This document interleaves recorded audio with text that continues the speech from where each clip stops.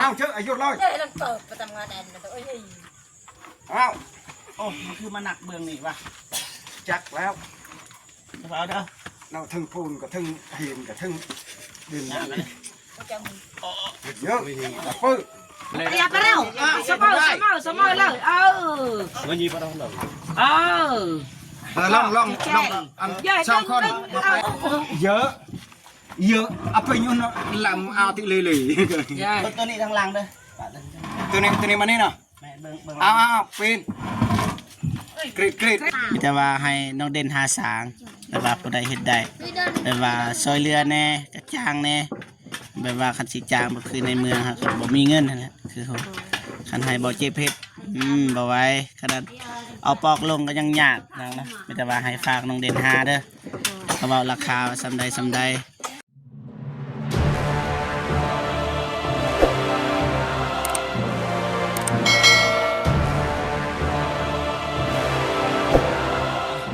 กับทักทายสบายดีและสวัสดีพ่อแม่พี่น้องเบิร์ดสุขูสุคนเนาะทั้งในลาวและก็ต่างประเทศเนาะกันยินดีต้อนรับเข้าสู่ซองเบาเจ็บคือเก่าพี่น้องเนาะโอเคมื้อนี้ก็ค่อยคำยำแรงพี่น้องเนาะเขาสิเอาทอลงพี่น้องเนาะเป็นอย่างไรไปเบิ่งไปสนกันเลยพี่น้องเนาะมันสิได้หรือบ่เนาะฝากพ่อแม่พี่น้องให้กำลังใจน้องเดิมก็แล้วกันเนาะไปพ่อแม่พี่น้องเนาะบ่ฮู้ว่าสิได้หรือบ่เนาะบาดนี้สบายดีเด้อน้องเด่นเด้อสบายดีบ่จ้าได้สบายดีเด้อไอ้เจ็บสบายดีเด้อพ่อแม่พี่น้องผู้ใหญ่ใจบุญทุกท่านสบายดีFC พังไทยพังลาวอยู่ต่างประเทศหรืออยู่ในบ้านก็สบายดีเบิร์ดสมุสุคนเด้อสบายดีได้สบายดีเด้อไอ้คนเราสบายดีบอกอีกสบายดีเด้อไอ้เด้อสบายดีนะบ่ฮู้ว่าสิได้หรือบ่กะว่าได้บ่3-4 คนจังหวะเลยลองบ่หรือว่าถ้าอายถ่าแล้วก่อนนะถ่ากันเนาะน้องเดินสิเฮ็ดนำบ่เฮ็ดนำแล้วสิเป็นมือกองเลือกเอาเป็นมือเก้าจะน้อยก็บางทีอันนี้นี่เป็นมือกองเอาปอกลงแล้วก็สิพาน้องเดิมแอก ไปบ้านทงวายไปมื้อนี้แหละเพราะว่ามื้ออื่นก็สิไปแต่เช้าเด้อไปเวียกบ่ฮู้ว่าสิแล้วหรือบ่พี่น้องเนาะแต่ว่าให้พ่อแม่พี่น้องให้กำลังใจน้องเดิมก็แล้วกันเด้อสู้ๆเด้อให้สู้ๆบัดทุกคนเลยสู้กับไอ้เจ็บนะลองก่อนพี่น้องเนาะมันแต่เบาเจ็บไปตัวน้อยๆนี่บ่ได้นะคิดว่าต้อง10 คนพุ่นน่ะเอาไปงั้นอยู่นะกะได้บ่ก็ไปอยู่ดอกเสื้อคันเนาะสบายดีเด้ออ้ายเด้อสบายดีอ้ายเบิ่งกล่องเนาะดังแล้วยิงเนาะแย่ขึ้นมาให้หอมจังหวะจับไปเนี่ยจับกล่องให้เด้อจับดีๆนี่ทั้งดีทั้งดาหมดจำไม่กูเขาตัดปล่อยลูกเนาะเบิ้งลองยกเบิ้งไปนี่ตูดมาเลยจับทางลมนี่หักบ่จะน่าแหวเส้นลูกปะมีบ่ไปเอาใหม่ก่อนพี่น้องนะรอถากก่อนพี่น้องนะหยุดคลิปก่อนมัดกันบ่มือกลางให้โตมันก็กระตักกับมีอันนึงจะมาห้อยกระร่างมายี่ปิวกอกน้ำมาสมุดมาอันไหนยี่เด็กยี่ระยะเข้าไปวายตกเดินเดิมเด้อเป็นยังอันนี้ปองครึ่งเลยก็จับสมุดบ้านนะบ่หรือว่าเบื้องนั้นเอาแต่เบื้องเดียวแบก2 คนเบื้องนี้ก็มาปงบนนี้ได้บ่เอาไม่เส้นวายนี่ไม่เส้นอยู่ไหน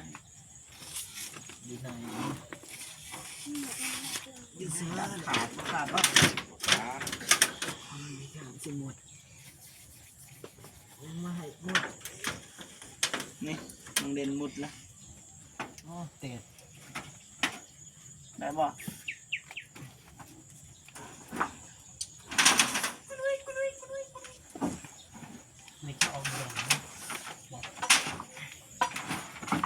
ได้แล้วนี่จะได้มี2คนอยู่นี่หลายคนนี่ดอกให้ง่ายสุดเลยสักอย่างเป็นยังไงไม่ซะแซง ไปนี่ตรงนี้ไงไปเฮาสิแบกเองเดี๋ยวเป็นคนแบกนะ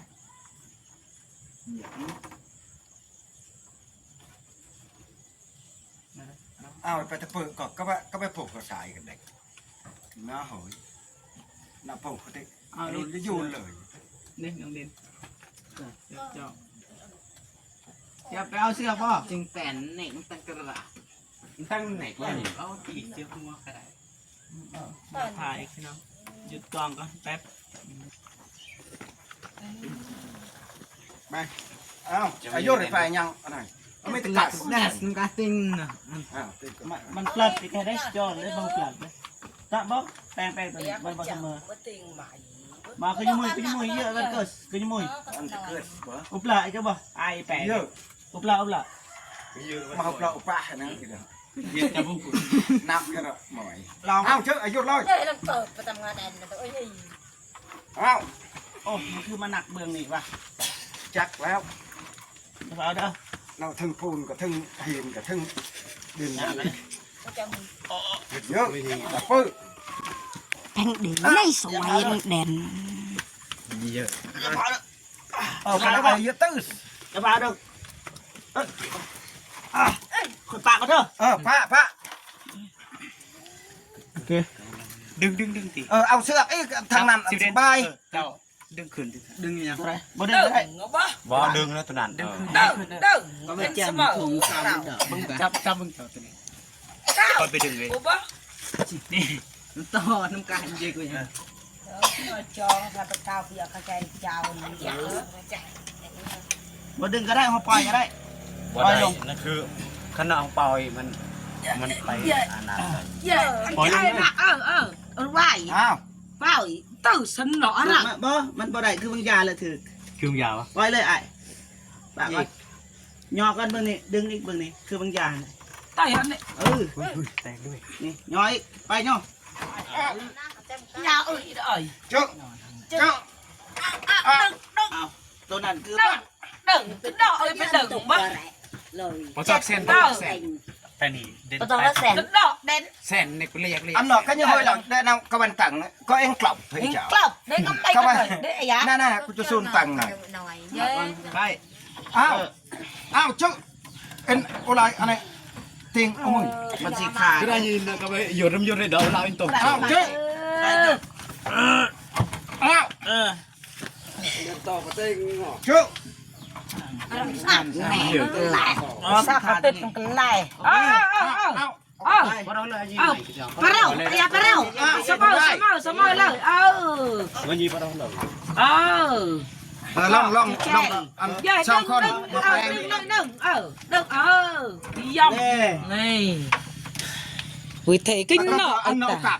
อันนี้กระเป๋า ฉันอะไรย่อยฉันเลย อ้าวยาวตัวนั้นอ้าวดึงตัวนั้น อ้าวยัง อ้าว ดึงมันได้อีกดึงอีกดึงมันเสมอโอเค อันโตปังอวดไปกลายอันโต ไปอีกไปอีก เยอะยัง เอา เอาไว้ ก่อนโตจะจ่ายงามาอันโตเป็นหลังกลุ่มจะกันลองนะผู้หนึ่งคันบ่ลองเป็นไก่ดอกทรายตัวหนึ่ง ไปเด่นเบาเด่น กระเป๋าตันติกระที่เอียนก็ ก็ จ่าย มากอกตอก กระตังเอ้ยเอ็นตะกระเป๋า ย่อย่ ย้อนไหน ย้อนอีก มันก็อัดเรา เรามามันกันนาว เยอะยัง อ้าว ดอกกระเปียซื้อวงก็ขลุเล่าอีกมุย ก็ซื้อกีตาร์ก็ดาวงาน แล้วมันกินเนาะก็ใส่ตักกะไฮเด้อ อ้าวน้องเล่าจะปอดเนาะ เล่าเล่า นี่ก็เปิดแต่ละ นั่น ตัวนี้ก็ ยังมาเสียเลยนะน้ำมันจะปลายนี่มันนำไอ้จ่าวูด้วยนักเสียเลยจ้า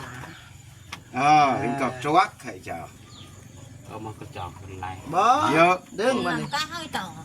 ใจเย็นใจเย็น nó bao nhiêu cắt là phải อ้าวมาซัก ยายนั่น อ้าวจับนี่จับนี่ ต่อ น้องเล่นจับขึ้นมา น้ำมันยี่ไปดื้อกูตำนัดตำหนา ใช่บ่ใส่แล้วบ่นี่ bà xay cả khao ao ao cái nào á ao ใหญ่แดดเลย phải lằng là ไปพุ่นก็ได้ ไปปากก่อนก็ได้ถ้าเปล่า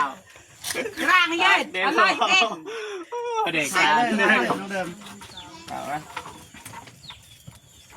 ไม่ใช่เสือกอันนึง ครึ่งดูดอกครึ่งเอ็นมาดูดอกมวยลายไก่เอ็นโตอ้าวย่างก้อยครึ่งดูดอกย่างละย่างในหนึ่ง มาเฮาใหญ่ไปซื้อก็ได้นะใหญ่ อ้าวย าย ย่างก่อน nhai อ้าว ระวังเด้อ เยอะตักเลยเด็กอ้าว หรือว่าเอาแปลนเมื่อกี้นี่พมุนสบายหอยยางก่อนทวีตนะ เยอะลงยองเลยลูก เห็นป่ะ cho ao ao อ้าวเชื่อ ao อ้าว เยอะ con này có hầu เตะเด้น้ำมาเยอะมึงตะการเก่าเลย ยายตุกๆแล้วยับยับไป จับไปเลย เอาไปตั้งมาแดด อ้าวเชื่อย ายอะไรตั้งอ่ะลูก ต่อให้จับเบิ้งให้บันเกาะนี่น้องเด่นตัวนี้เจ้าเกาะ เด็ก บ้า อ้าว เก่า นึกยังดอก ตอน ก็ นี้ได้ ว่า มือเด็กไม่ดาวเกาะไว้หมดดอกหนึ่ง จับเด้อ สู้ เปิ้นตั้งยังเบาหน่อย เยอะถ่องเลยนะ โอ้มันสิหลุดเลย ยายอ่ะย่องให้ เฮ็ดขึ้นอย่าสิ กลับเด้อ เอาเด้อเข้าอีกนะเราทอยไอ้เป็ดอันนี้ดอกไอ้แรงเด้ เอาเด้อ จึกเด้อจึก บ่ เด้อ ถึกแล้วอาเจ้าเกาะ อ้าวได้บ๊อบยัง ไป อ้าวไป đừng còn ai นี่ไร ไป อ้าวเป้าไอ้ท่านเจ้านี่ใจเย็นใจเย็น การก้าวทอยอันนี้ลิงตั้ง บ่ต้องซื้อเอาไป มันเต้งเสือกได้คันสื่อ tên cái chỗ này มันต้องเอามาเบิ่งนี่ย่อเบิ่งนี่ก่อนเอาย่อเบิ่ง การก้าวน้อยหนึ่งนะ มาย่อเบิ่งนี่ก่อนมาให้มันไปเบิ่งนี่แหละบ่ให้มันซื้อมาดึง แบบไหนวะ ยายดึงตา บ่ให้ เอามาดักลำมาจากอันนี้ตัว ยึดไหล เกาะยอง เกาะ เจ้าอีแล้ว ở với tộc của cậu bây giờ này là con này mới được con đừng già คันบันไดสองคนพนังหยาได้เลย แปลงได้คนเดียวก็ได้ đây cái nó đây cho mình phải ra cái mà nào ได้ ที่ป่าปอก คนนึง น้ำไม่ตกอยู่กับบันไดได้ปะ ลงกัน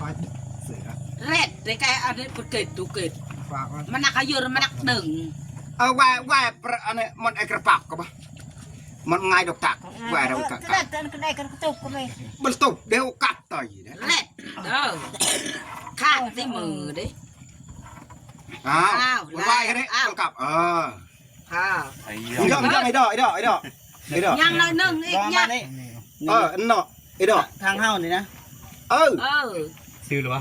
ทางเฮานี่ กระเซ็กปานหนักเนื่องสาวมันเนี่ยตักกูเลย ได้เลยดิ cái nhát mà phi nè อ๋อมันไงมันหน่อยนะมันบ่เฮ็ดเสมอ พอแล้วสัน โอเคมาขึ้นมา nào nào mình ngày mình vậy ไอ้เก่าใส่กระเทียม sẽ là cái mang ông có ta ông cả ฮะ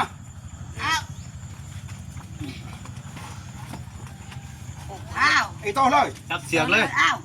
ทอยแฉะไงใกล้ให้ไป ปงกัน phong phong ปงกันจ้ะเย่ ก็อาจจะก่อนละหมาแล้วมีปอง tỏi nhát với tục lở nữa ยันเมื่อยนะ ใส่เหนือเกาะ ดู จับนะคนรอก็ nhon lò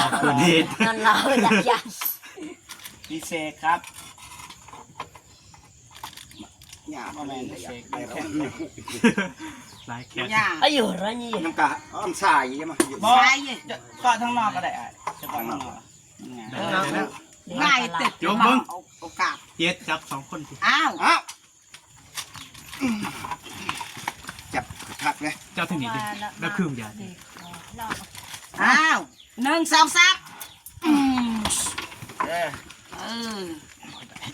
จำ เดี๋ยวเด้อ เดี๋ยว ทำอะไรอยู่เจ้า ชื่อ น้อย อ้าว โอเค ถอยเอามาในไอ้เต้าอ้าว โอ้โอเค เอาไอ้ก็เอาอันนี้ลิตรเราเนาะกระตังไอ้ก็ ไอ้นั่นเลยให้กันมือให้นี่ เยอะไปเลย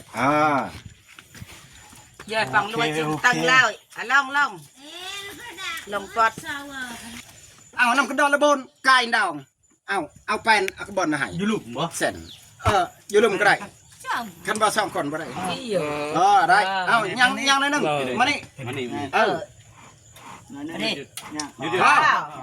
พอดี พอดี บ่เสมอใครนะ เคิร์ดบักเดิน อะไรจำมาสมบูรณ์ กลับมันกลับไปจากไอ้ลังดี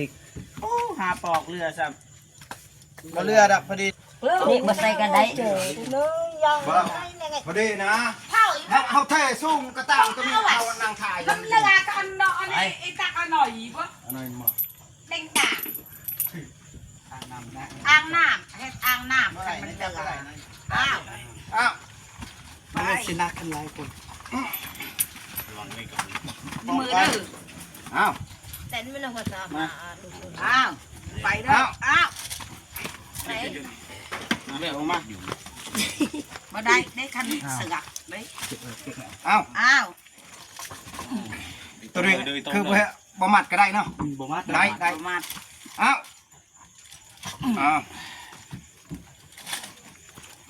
บัดจะเข้าทานนั้นเจ้านี่ อ้าวถึงตีนเด้อ สักเลย ไปใส่เอาผู้เจ้าขึ้นนะขึ้นถึงตีน ขึ้นถึง สักเลยอยู่ ย่ำอ้าวน้อง อ้าว เลยนั่นย่ำ เยอะไป นั่น เลย ค่ะ มาอย่างอันหนึงไป อย่างอันหนึ่ง แล้วว่าพ่อตอนนั้นอ่างน้ำเลยให้น้องเดิม คันจะแค่อ่างน้ำก็ได้คันกออยู่นี่ก็ปะอยู่นี่อันมีแต่กออันบนทางลง จักบ่น้องเดิมตัวอย่างว่าน้องนั่งทายอยู่นี่มาสิปะอันนี้เบื้องนี้บอนนี่ก็อาบน้ำบางทีเฮ็ดอะไรก็ได้นะแต่ว่าบอนนี่ ไม่แต่ทำขึ้นตัวนี้นะท แมน แต่งฮะ ำทำก็มาบัดเพียงตัวนี้ก็เอาอันนั้นเฮ้ย มีเยอะแต่ยังต้องเยอะจักไอ้เจ้า มาทำแค่แล้วจริงเอาห้ามตัวนี้เอาตั้งเลย เด็กเขาวัดตอนนี้ ไฟฟ้าให้น้องหามมาใส่นี่ ว่าเจอ ฟ้ามา บันไดอีกกันเท่าเขาถ่ายบ่ได้จับ มี เจ้ามาได้ ไอ้เพิ่นว่าสิเจาะเองไอ้คนรอนี่เพิ่นว่าเป็นเฮาบ่เป็นเฮา อันเนาะโอกาสต่อยได้ เยอะหรือว่า บ่ เยอะเจอ มันสิกลับอยู่ไส กับได้ บ่เฮาก็ปาอันเป็นก้อน ปะ หนึง อ๋ ก่ อ อน คนเดิมเขาใส่ ปาแง่ๆนะ เยอะ เยอะจะก่อนอ่ะก็ ปนเลิศลาบปนออกก่อน นี่ อันนี้เยอะเจอแหล่ง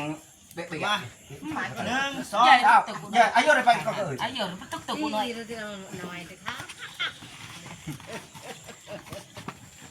ก็สั่นมากิโลยังตกไหน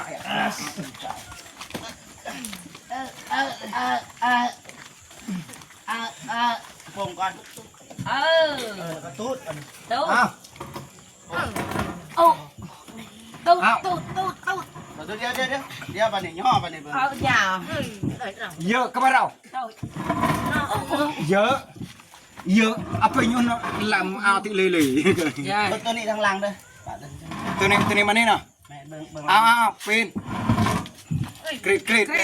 ค่เยอะมันกัดมือ จับอยู่นี่เอ้านี่ อ้าวชื่อ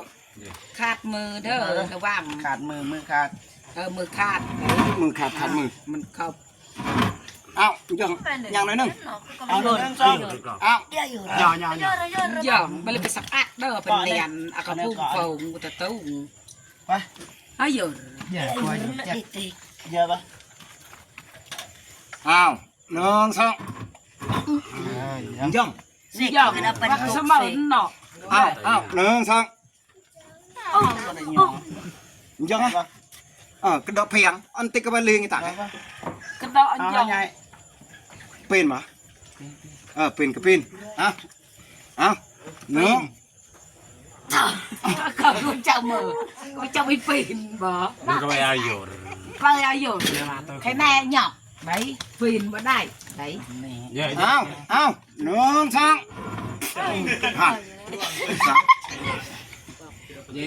เอาปนไหนเด้อเอาหนึ่งสองปนไหนเด้อ ตีนเด้อมือเด้อ ย่างบ่โอเคได้แล้วเอามานี่ไปเอาย่างเลยหนึ่งไอ้ย่างเลยหนึ่ง ยอกเบี้ยนั่นมันเลย คันพอดีพอแล้วเยอะอันน้อยเอ็นละหน่อยอีเธอเอาซีเมนต์เธอ ใครจะมันบังสุกสมุดดอกใครตัว กะไอ้ตัวกูอยู่แต่ง เนาะไอ้เท้าต้องใส่เกาะเงินเผา คอยยัง เท้าอากาศ นี่ กะเฮ็ดให้ก่อน ก็เฮ้ยเอ้าทำ ทำก็ต้องมาก่อนนะทำซื้อกี่เด็กอันเยอะงานแล้วจ้ะ เจ้าปลายน้อยใจ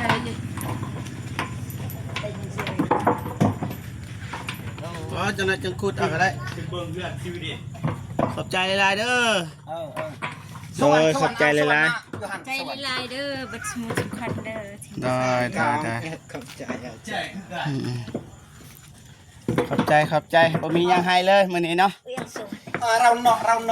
ดอก นี่ก่อนพี่น้องนะ เนาะเราเนาะ เมื่อยบ่ อย่าไปเล่น เมื่อย น้องดื่มบ่เมื่อยแต่พวกยาเมื่อย แต่ว่าสินี่อย่าพากันสิถามนี่ตัวเรือบ่แม่นเรือดอกเฮาสิเฮ็ดอ่างน้ำพี่น้อง โดย บอนตัวอย่างว่าน้องเดิมนั่งปัสสาวะแล้วก็ปัสสาวะเรียบร้อยแล้วก็ตักน้ำแล้วก็ถอดอันนั้นอนามัย โดย นั่นบ่ได้ติ ได้ ว่าทมิตนี่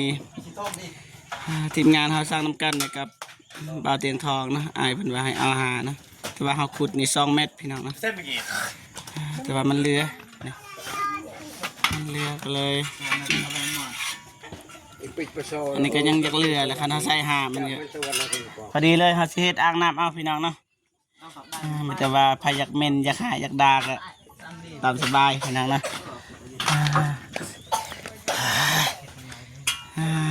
แต่ว่าตัวนี้อันนี้นี่บอลเจ็บนางนี่สิเฮ็ดอ่างน้ำเอาพี่น้องนะบ่ว่ากันนะแต่ว่ามื้ออื่นก็ให้น้องเด่นเราแปลงพี่น้องเนาะให้น้องเด่นเอาน้ำไม้นี่ตอนนี้นี่ว่าไอ้น้องเพิ่นก็มาซอยฟรีเลยพี่น้องบ่มีหยังให้ไปน้องจะไปซื้อน้ำหวานไปเอาเงินในธงซื้อน้ำหวานก็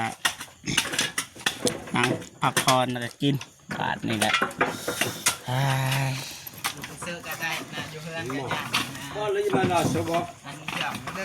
ไปเอาตุกหนึ่งมาเอายาแล้วไปซื้อไปแล่นไปเหลือแต่ครึ่งตุกนี่พี่น้องนี่สิให้กินอยู่ไปซื้อไม้ก่อนพี่น้องเนาะเหนื่อยเลยน้องเดิมนี่ดีใจบ่ ใจ ดีใจบ่มันเรือนี่อันหนึง ดีใจ เพราะว่าเขาใส่งานนะอันใดเขาก็ใส่งานได้พี่น้องบ่แม่นว่าทิม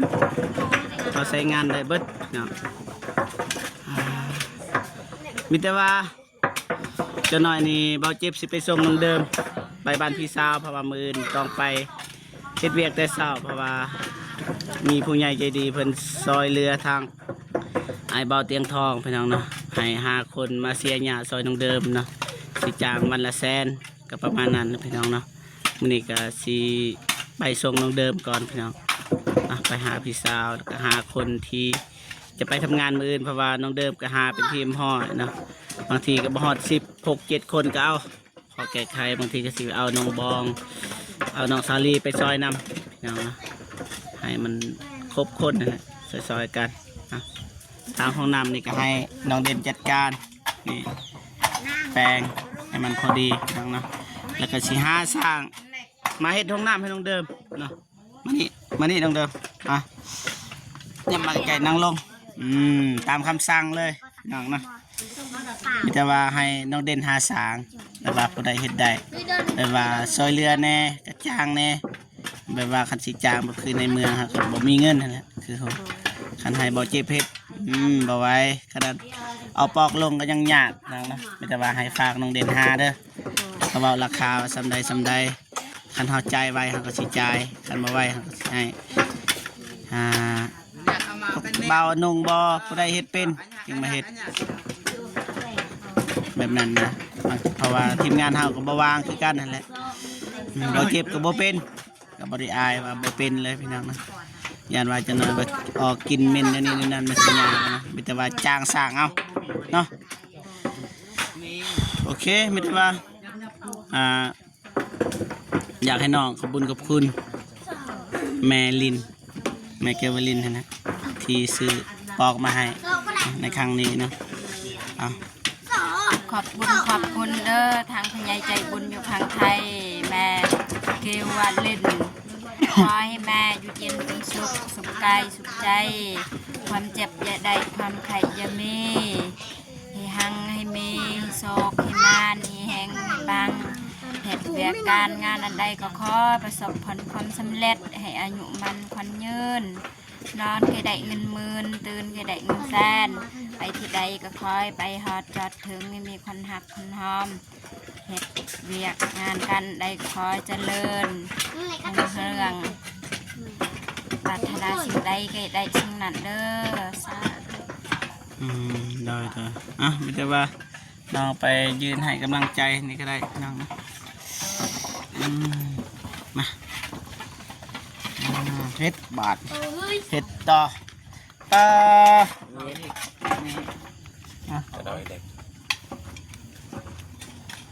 น้องเดิมจัดการเป๊ปซี่เอาไปเอาจอก ขึ้นไปเอาจอกก่อน ได้ไอ้ข่อยคือขยันแท้นักกระมูได้นี่โอ้เป็นน้ำใสยับเลยออกก่อนเด็กน้อยออกก่อนยับมาก่อนจะไหนจะซอยอีกเท่าไรขยันขันแข็ง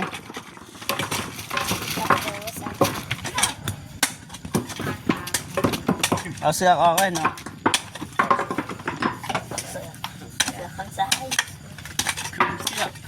คำใส่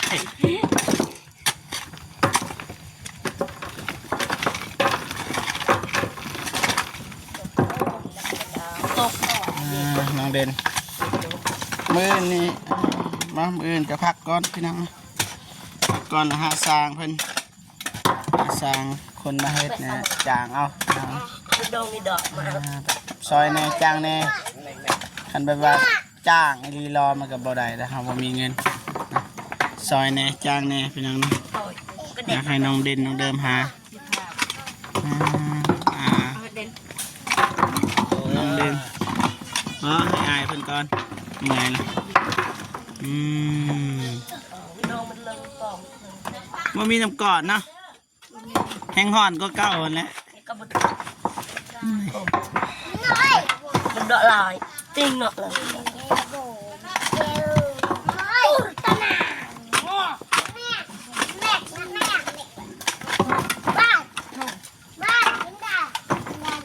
กินนี่ซอยตลอดนะ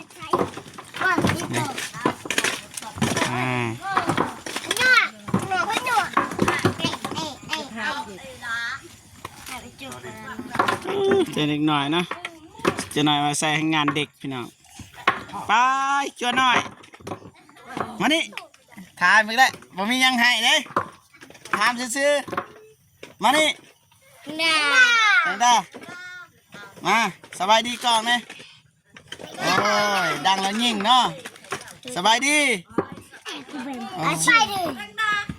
แต่อยากได้เงินเนาะไอ้บ่มีเงินไหนโอ้ยคนดังยิ่งเนาะสบายดีเด้อนบแน่โอ้ยลินโตเนาะอย่าเลยพี่น้องคนดังกันแนวนี้เลยพี่น้องเอ้ยดังแล้วยิ่งเนาะ แต่ว่าอนาคตนี่ไปบ่ไกลแต่ก็เป็นคนดีพี่น้องอยากบวชความฝันอนุโมทนานำคนรอ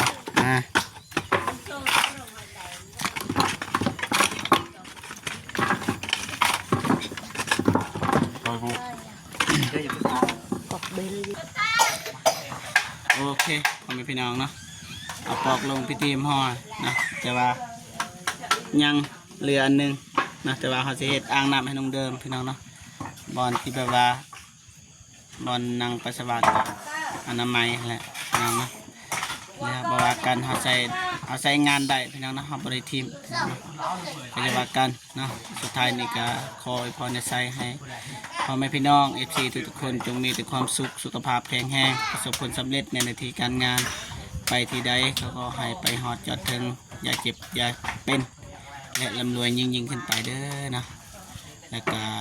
ขอขอบใจบาย FC ทุกท่านที่เข้ามาติดตามรับชมเป็นกำลังใจเบิ่งคลิปเบาจิบตั้งแต่ต้นจนจบและบอกคำโฆษณา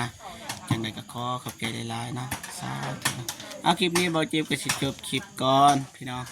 สิไปส่งน้องเดิมไปบ้านพี่สาวเนาะพอๆกันคลิปหน้าเนาะสำหรับคลิปนี้ขอกล่าวคำว่าสบายดีเด้อพ่อแม่พี่น้องทุกสุขสุขคนเนาะเอาบายบายพี่น้องเนาะ